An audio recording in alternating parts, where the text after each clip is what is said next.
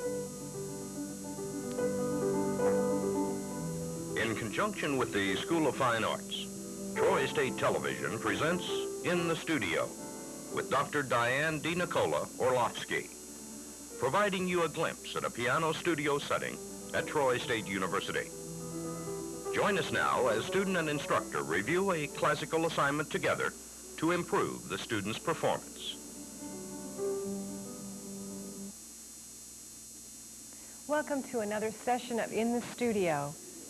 Today we're going to be looking at a work that is very, very familiar to, I guess, the general listening audience. It is Beethoven's Moonlight Sonata. We're going to be concentrating on the first movement only of that, which is the most familiar part of that particular piece. With us again this year is Paige Dorton. She was with us in our last set of In the Studio performances, and she's going to bring us Beethoven's Moonlight. Before we talk much about it, and there's a lot to talk about this little three-page movement, Paige, why don't you go ahead and play it, and then we'll discuss it.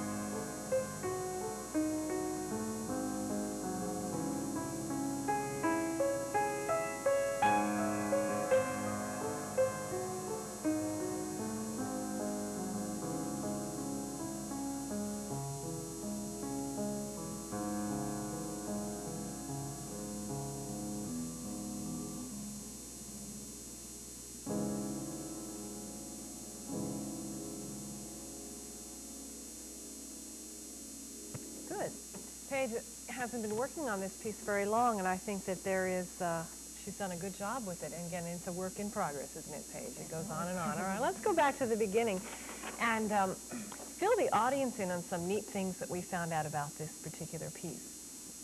Beethoven was born in 1770, and he died in 1827. So where does this fit in? Well, we're not sure exactly as far as the chronology of dates, but we think around 1800. This was in between his, what is called his first period and his second period, okay? It's like the transition. And in between this transition between these two styles, his first period and his second period, come these opuses, all right? And this is Opus 27, number 2.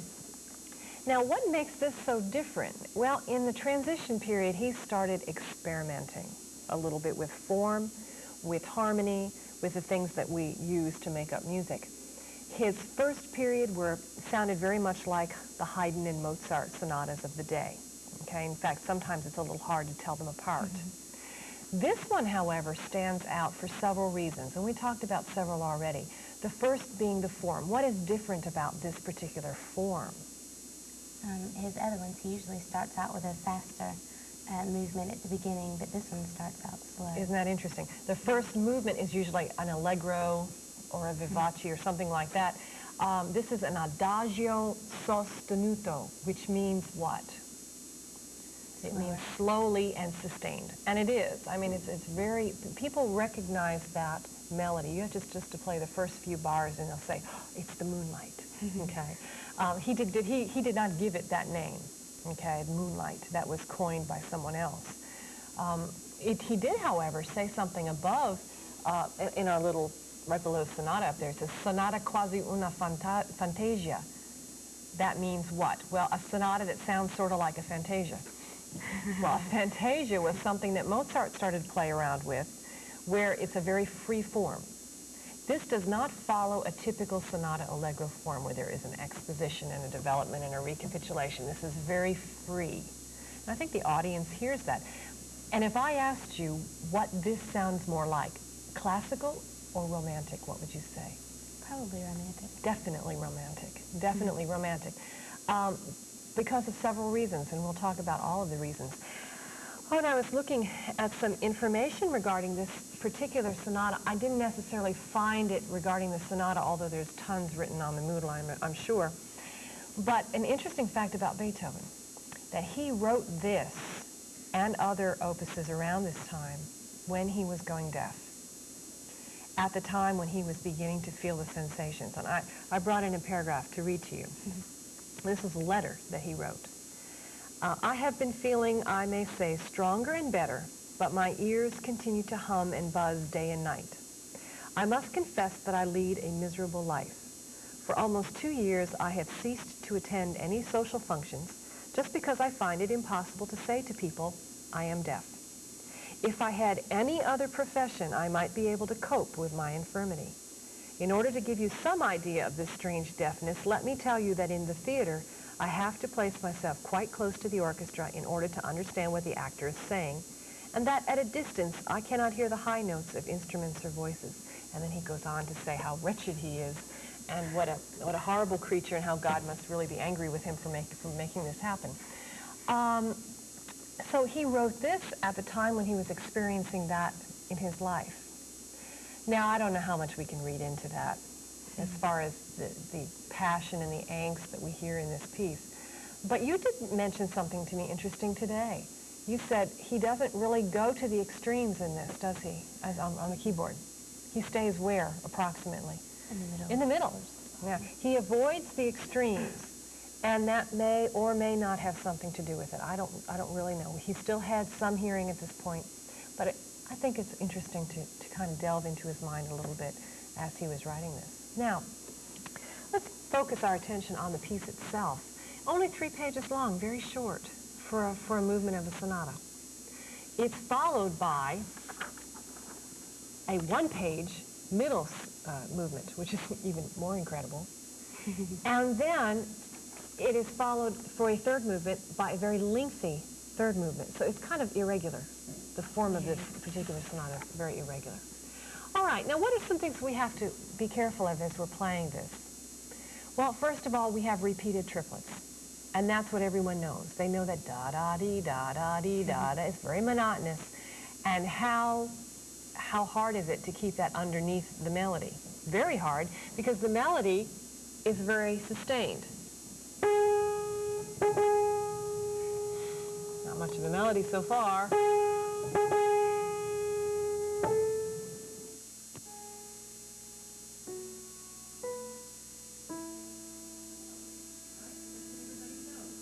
But what keeps it propelled is that repeated triplet pattern. Start from the beginning.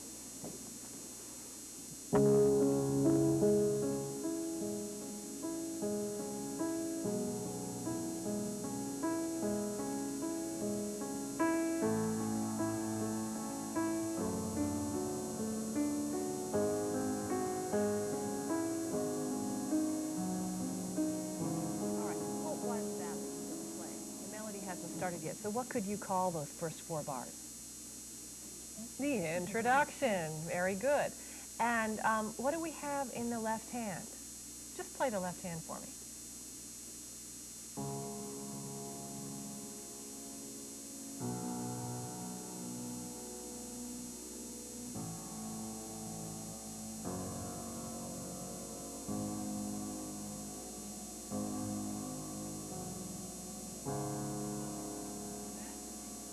Melody, such that it is, all right?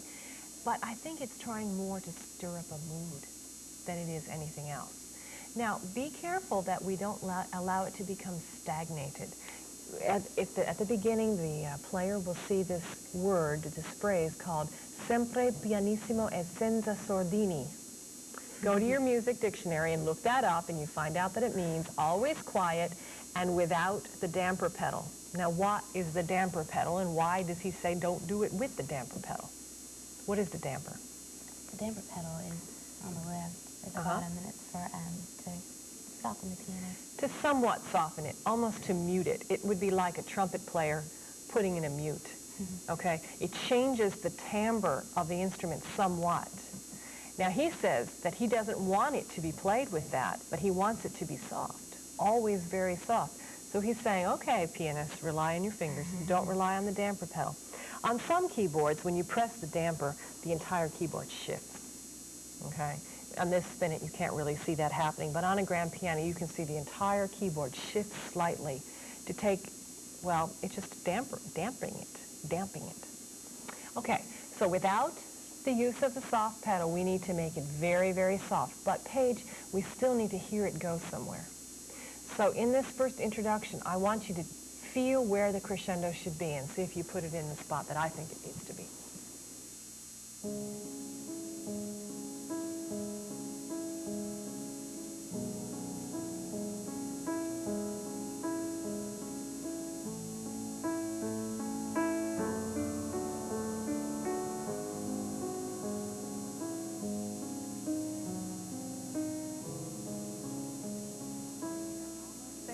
I think there needs to be more of a crescendo through here, okay? Because up until this point, it's been very stagnant. And then it moves, but it moves harmonically.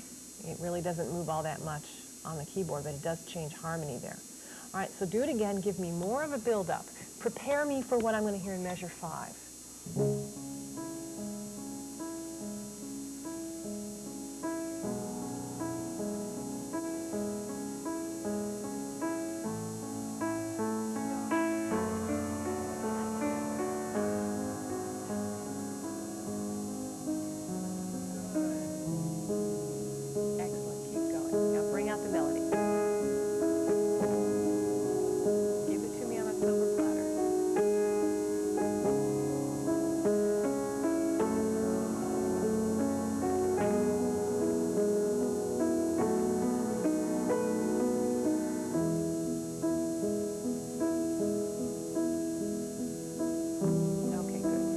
There for a minute. That was pretty good. Don't let the melody become lost in the repeated triplet. It's very easy to do. And as we're listening, dum da bum bum ba bum ba dee da bum bum, we need to hear that. You need just to hand it to us. Don't make us hum for it. All right? Pick it up. here, and then we're going to talk about what changes between this measure and this measure as far as tonality goes.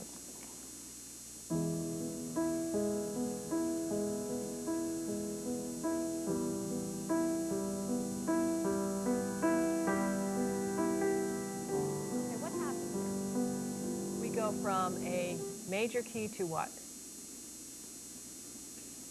Minor. Yes. We're here at this key, in this particular chord, an E major, and then he just unceremoniously says, okay, we're going to dump that and we're going to go to E minor without any kind of change. So would you accentuate that key change for me here at measure 10 by bringing that out a little bit more? Start at measure 8.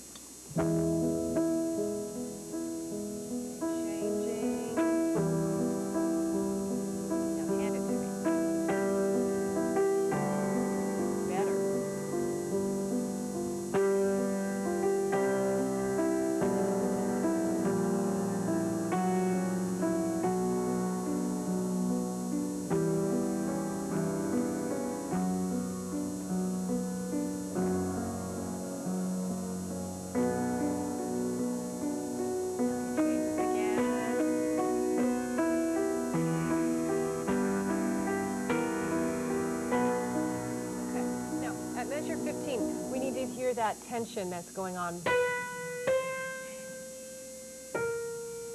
That is such a cool little melody there. All right. Now, if we were to chord that, the chords are even neater there. But I won't have you do that because I want you to work with the as it's written. Here again, he's gone from B minor to B major. He keeps flopping back and forth between the parallel minors and the majors. All right, start right on measure 15. Pick it up there.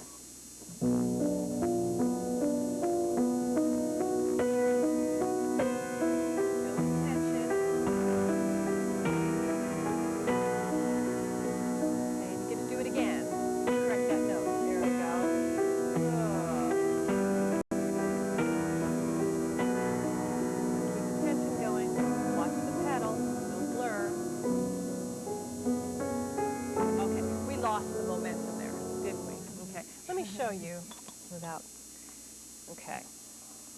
If we chorded all of that through here, you'd be hearing chords that sound something like this. That's an interesting sound, and it's very dissonant, and it resolves where? It resolves here. Okay, and then he changes again.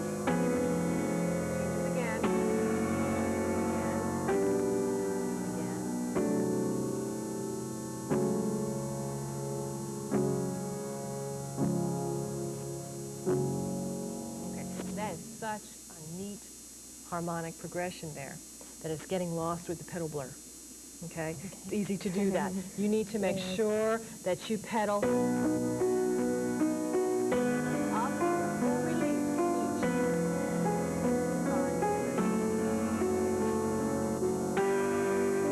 Use a little bit more force through here, through your arm.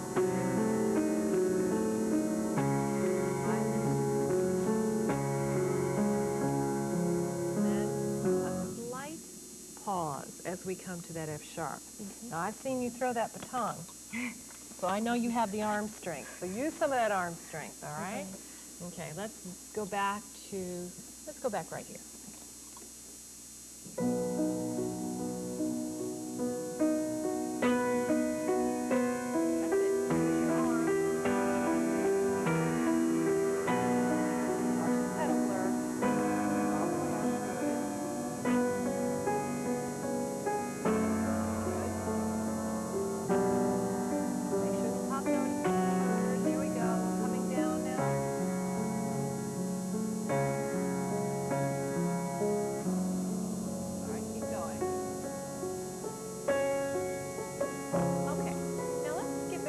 Got a little bit more of that going on.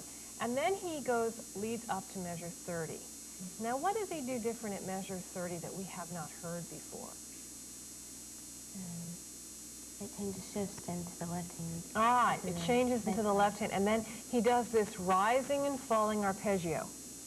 Whereas simply an arpeggio is what? It's a chord broken, going up the keyboard and then back down the keyboard. Okay, and then another chord up and then back down again.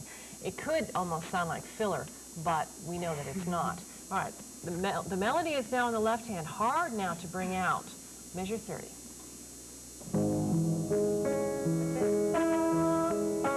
Good. Let it crawl up, back down.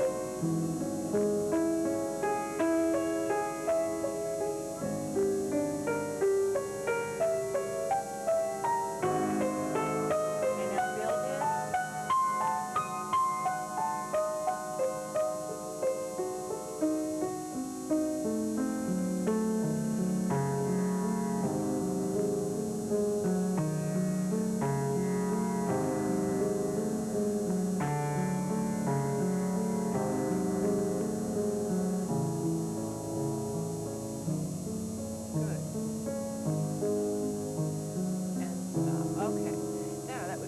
Now, this right here, I have it divided up into what I call terrace dynamics, so that we start off at a pianissimo, we go to a piano, we go to a mezzo piano, a mezzo forte, a forte, and at the top of that arpeggio, you are at a fortissimo.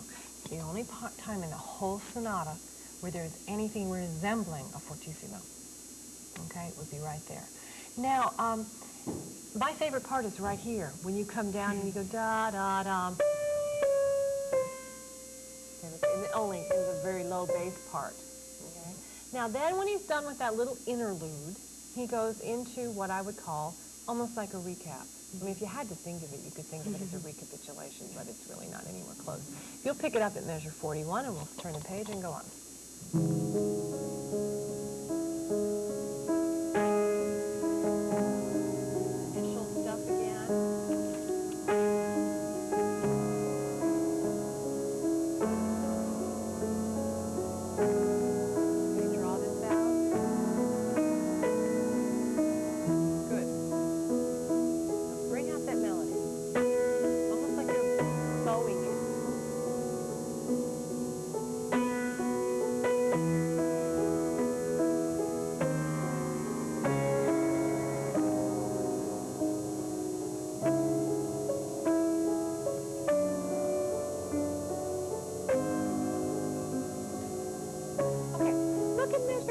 You know, something just dawned on me. Look at 45, 46. Look at 47.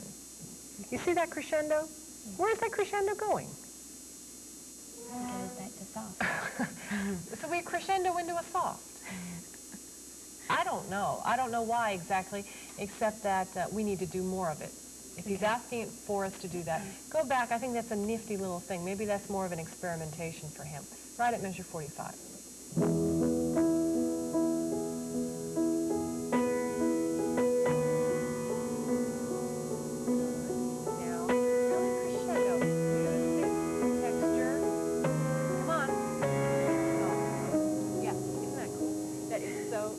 It's one of your favorite words. I pick it up.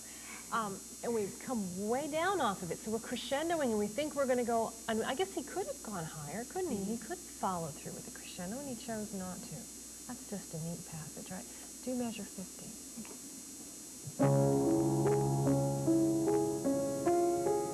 Bring that dissonance out again. Good.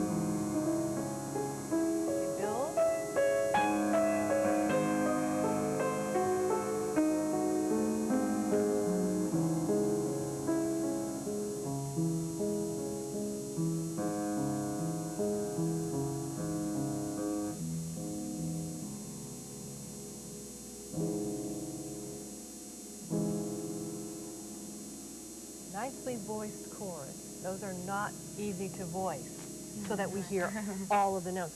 What else is not easy about this piece? It sounds so simple, doesn't it, to the ear? So cue in the listener that's going to go out there and going to find the Moonlight and try to bring it home and play it. So what are the hard features of this? For one thing, the key signature is pretty difficult. It's 4 sharps, and there's a lot of accidentals in it. Okay, what do you mean by the accidentals, in case they don't know that?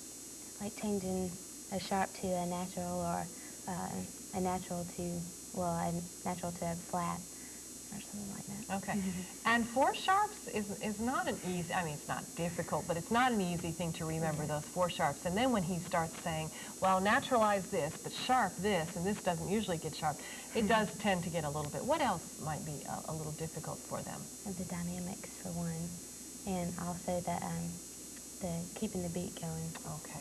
All right. Well, we have just given this just a brief overview. There's a lot more to have in this Moonlight Sonata, and I hope that the audience will go out and pick up a copy for themselves. Thank you for joining us in the studio. We look forward to seeing you again.